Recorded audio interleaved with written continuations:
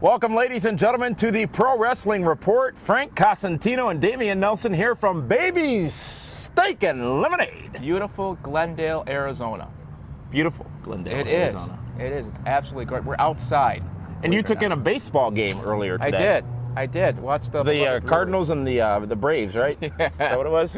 No, our favorite Milwaukee Brewers today. It was fun. Well, we are here covering WrestleMania 26 like no other. This the first of a lot of special episodes of the Pro Wrestling Report. We're going to be going over, Frank, the good guys of WrestleMania. Yeah. All the faces, if you will, of WrestleMania, and talking a little bit about their history at WrestleMania in general, and what we expect out of them this year. So, let's first start with Rey Mysterio. Rey Mysterio is going to be in that matchup with CM Punk. Yeah. If Rey Mysterio loses, he must join the Straight Edge Society. Now, a little bit of history about Rey Mysterio. It's actually surprising. He missed two of the last four WrestleManias, missing 23 and 24, I believe, due to injury. However, he did defeat Kurt Angle and Randy Orton at WrestleMania 22. And just last year, he not only defeated, but he retired the wrestling god, John Bradshaw Layfield. Yeah, now WrestleMania either starts storylines or ends storylines. It depends Usually, sometimes, used to. It used to. In this case, I think this may continue a storyline with Rey Mysterio and CM Punk. That still has a lot of legs to it. So, as far as being the good guy, this is a match I know we're not predicting here, but this is something that, a storyline that will continue, in my opinion, where Rey Mysterio loses, I think becomes part of that faction and then somehow gets out of it within the next 3-4 months. But Rey Mysterio, obviously fan favorite, especially out here out in the West. Closer you get to the 619 area code, it's even bigger. So he's, as a top face, he's up there. The kids love him, the fans love him. He's a hard worker, and when he's healthy, he's a draw. Rey Mysterio going up against CM Punk. I'd have to say about Rey Mysterio, while I've given him grief over the years here on this program, Rey Mysterio is a tremendous talent. Let's not ever lose that point. Rey Mysterio is excellent at what he does in the professional wrestling ring. Right. And this storyline with him and CM Punk, while I think it's been a bit rushed, I'm intrigued to see what happens at WrestleMania Sunday. I think it was rushed. I think it was something that did culminate here in the last maybe 2 months. We're like, wait, we got to get Rey in there somewhere.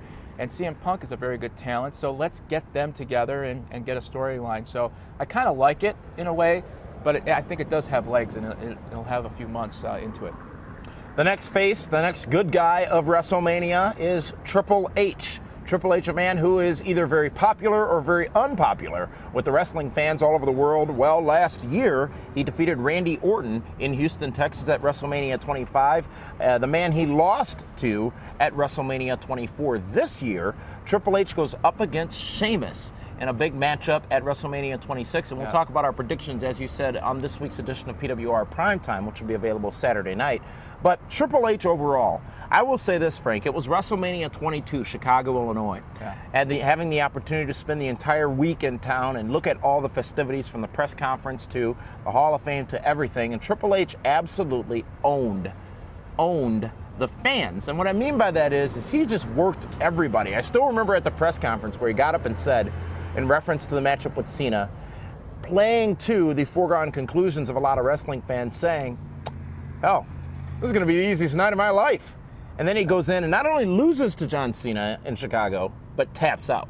Longevity is part of Triple H's fan base. If you remember a few years ago when he tore his quads and he was out for that period of time, and when he came back, he was a heel when he tore his quad, if I remember correctly. I may be wrong on that. Yeah. But well, he tore two of them on separate incidents. Right, and when he came McMahon back, tore both of them. Yeah. By simply getting in the ring. When he came back, the fans standing ovation for a few weeks. Madison Square Garden, yeah. So to add him as a top face right now, he is, but many will remember him as a top heel for the longest time. And I think longevity has a lot to do with it. He's one of the hardest workers, if not the hardest worker in WWE. Now, obviously, that has a lot to do with he has to work hard because of who his father-in-law is. But he's one of the best talents WWE has ever had. He works hard. He knows how to work the crowd. Is he underappreciated? No, I don't think he's underappreciated. His overall contributions to the business, what he brings to any event in which he's involved, is he undervalued by the wrestling fan in general? No, because there was a period of time where it seemed like he'd win all the time, or he had to be on a pay-per-view and he'd win. And then when you kind of look at his record, especially his WrestleMania record or his Royal Rumble record, it's kind of 50-50. And then when he does have the championship belt around his waist, the fans say, well, he has it because of who his dad is and who he's married to and so on and so forth. But he's a hard worker. My husband! Right. So he's one of the top wrestlers in the business in the last, I'd say, 15 years. He's one of the best to get into the squared circles. I'm really not sure, much like Hulk Hogan, much like Ric Flair, I'm really not sure if fans in general will ever be able to fully appreciate just how great Triple H is. He is a performer. He is a great wrestling mind. He is a man who has always delivered. I think if you think of matchups, not just WrestleMania matchups, but if you think of matchups in general, can you name a bad Triple H match? No, not really. Yeah, last WrestleMania wasn't probably one of his best.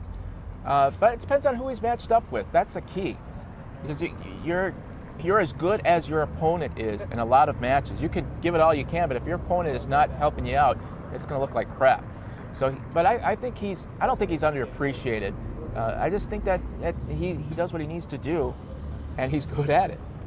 All right, as we continue talking about the good guys of WrestleMania, the next one would be a man who came back just recently and I guess would qualify as a good guy as of late due to his opponent being Chris Jericho.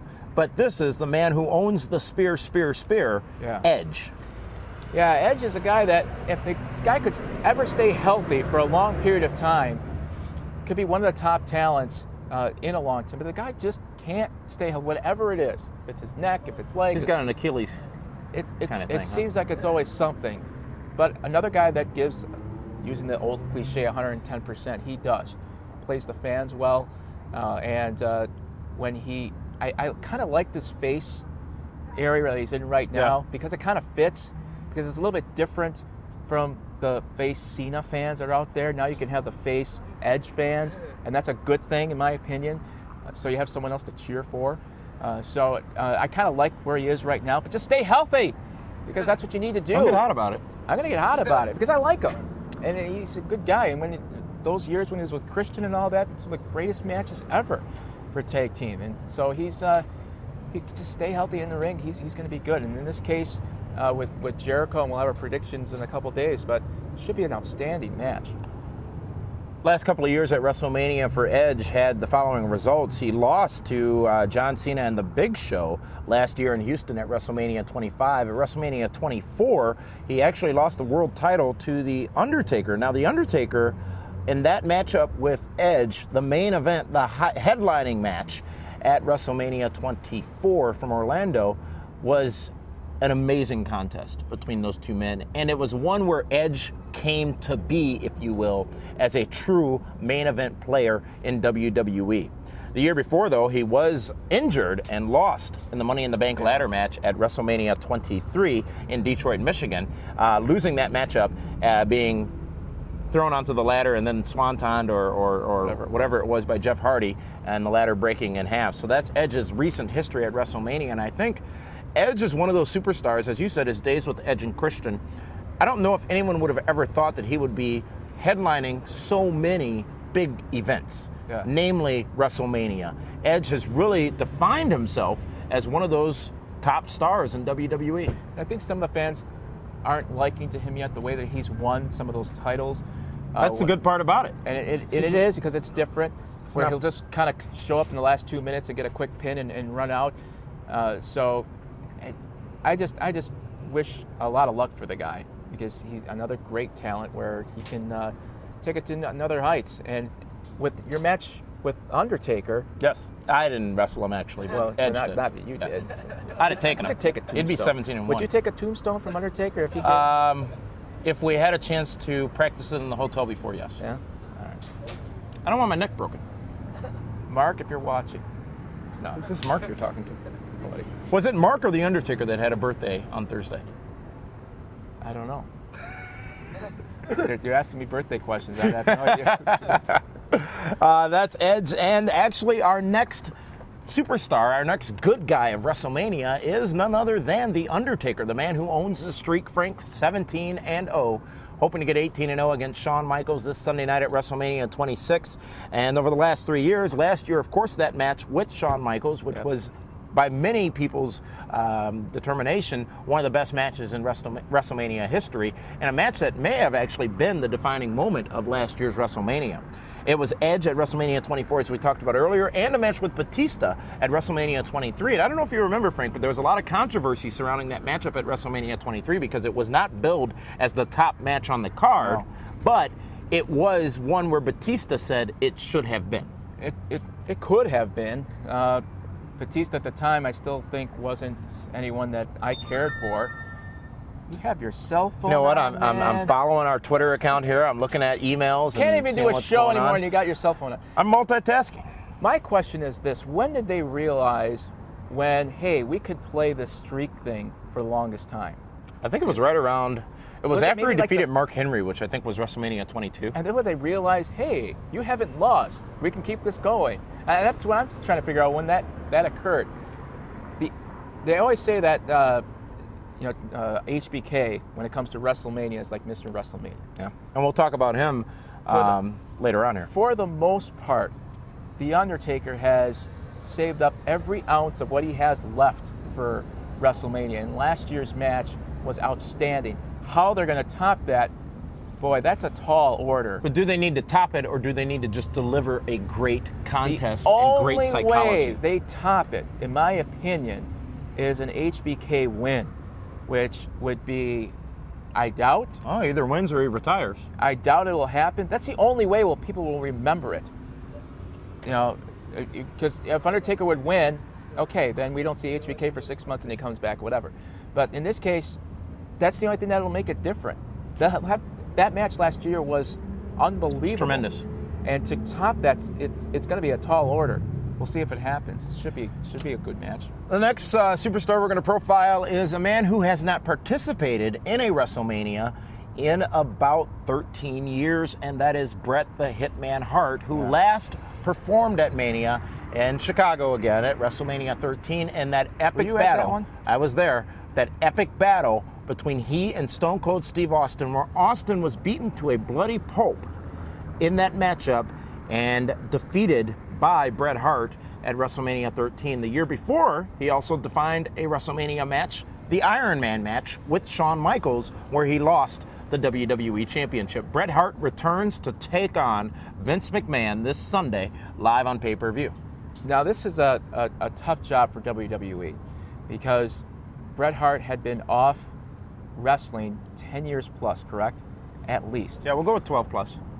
That's a set of fan base that had no clue whether they started watching wrestling 6-7 years ago. Well, who's Bret Hart? So you had to go back to find out what happened in Montreal and what happened with HBK and what happened with Earl Hebner and Vince McMahon and the whole events that happened that night and what happened the next day in WCW. So you had to become a historian to go back and, well, what's the big deal about... Boy, oh boy, people love you. It's David Hero. He's on a plane trying to get through Atlanta to try to get here because he's done protesting, and we have to endure during this taping here at Baby Steak. I'm turning my ringer off now. We are recording this live, by the way, so that's why that's why this stuff happens. And thank you for calling it out. Who are you, meathead or something? Absolutely, I got to bring it up. They want to know how busy you are. Get you out here in Phoenix under the sun, and all of a sudden you turn into some kind of prima donna. Where was I? Great, because you're the one who stopped. Go ahead. I stopped. I don't know where you were. Clearly, I wasn't paying attention. Okay, Bret Hart, the new set of fans, they had to go back to find out what was going on. What's the big deal about Bret Hart? Why is it such a big story? Who is Bret Hart? Right, exactly. So that's a tall order for WWE, getting those fans to kind of care about this match. And while we kind of predictable what's going to be happening here on Sunday, but to me, and to a lot of fans out there that remember that time, it does put a final closure on the whole thing, and hopefully it'll end and it'll be an okay of a match, and Vince McMahon will try his best to make it work.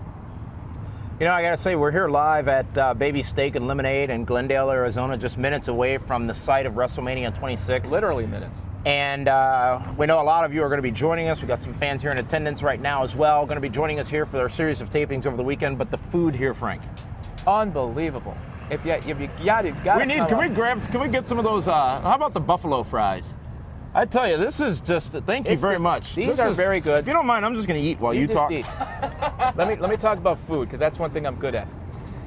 Not only are these fries good, but this steak sandwich is something that is unique. Crispy steak sandwich. Yes, it's unique. You can get steak sandwiches in Philly and all that, but this is different. And to me, always different is good. So if you come, whether it's a perfect night like tonight, eat the fries that Dameon's eating, but you've got to have this. The garlic ones are great too. That steak sandwich is thumbs up. It's a great place to be. Excellent. Baby Steak and Lemonade here in suburban Phoenix, Arizona. And you never know who you're going to see. Evan Bourne was here earlier. Dolph Ziggler and Goldust here the other day. JTG here as well. Yep. The stars are coming out here to, I think they're coming to see you. No, they're calling you. That's what's going on. No, that's other things. But we'll be here, as I said, all weekend here at Baby Steak and Lemonade. And Frank, there's one more star to talk about, one more good guy of WrestleMania to discuss, and that is, of course, John Cena. Yeah. John Cena, who over the last 3 years at WrestleMania has defeated both Edge and The Big Show, HBK at WrestleMania 23, and actually lost to Randy Orton and Triple H at WrestleMania 24 in Orlando. This year, he gets that chance at becoming champion again against Batista. Love him or hate him, the fans react. And that's what it is, love him or hate him. That it's black and white. It's either or. I'm in that fan club, I guess, of I'm going to react to it, but as I said millions of times, I think that finisher is awful. The FU or the STFU? Both. I think they're both terrible, but he comes out, the fans pop. That's what you want. You want to cheer him or boo him, and that's exactly what the WD is looking for. They're going to push him down our throats. But he's doing what he's out there to do, and another guy that will give 100% each time out there. This is yet another predictable match coming up, by the way, on Sunday. But I'm getting the feeling you're not liking WrestleMania much. There's too much predictability, and I hope I'm wrong, because I've always said I like surprises, so hopefully I'm going to be surprised big time. But the way that this thing has kind of worked up to this match, it's leaning towards someone winning easily. So when you talk about John Cena, I think you can almost go back to our conversation earlier about Triple H. John Cena is a man who is a company man. He is the definition of WWE right now. You talk about whether the PG rating matters or whether or not that's something that is good or bad. It's something that John Cena is the definition of, and just as much as Triple H, he gives so much to the company and acknowledges the fact that not everybody likes him, not everybody loves him, but the people that are going to spend the money and the people that are going to get engaged and invested, those are your John Cena fans. And I would even venture to say, we've said for a long time on this program that, like him or not, John Cena deserves respect.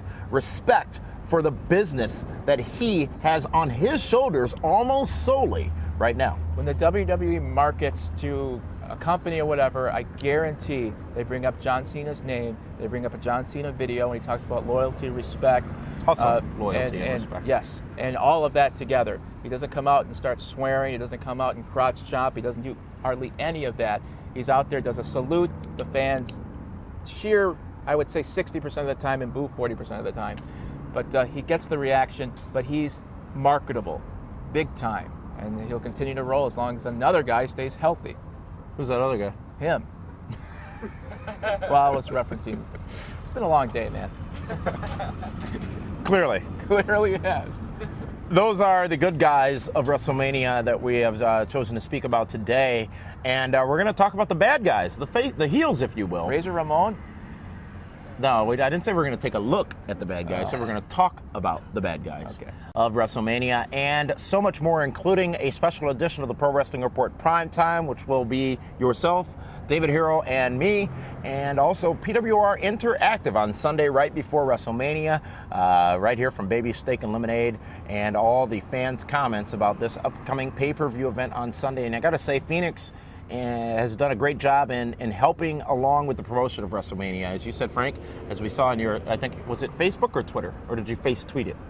I don't know. I just hit the phone and it clicked and it worked, and I had help. Get to the airport, you're welcomed by WrestleMania banners, signs, all that stuff, and that really is what this event is all about. It is more than a wrestling event. And as you saw on PWRshow.com, that interview with Vince McMahon where he talked so much about what WrestleMania means and what WrestleMania is all about, it truly does take over a city. It's almost as big as major sporting events, namely World Series and Super Bowl. Not as big, but certainly as big as I think a non-major league sports event can be. Now, I don't know how many fans hold University of Phoenix Stadium, but it's at least 40,000, if not more.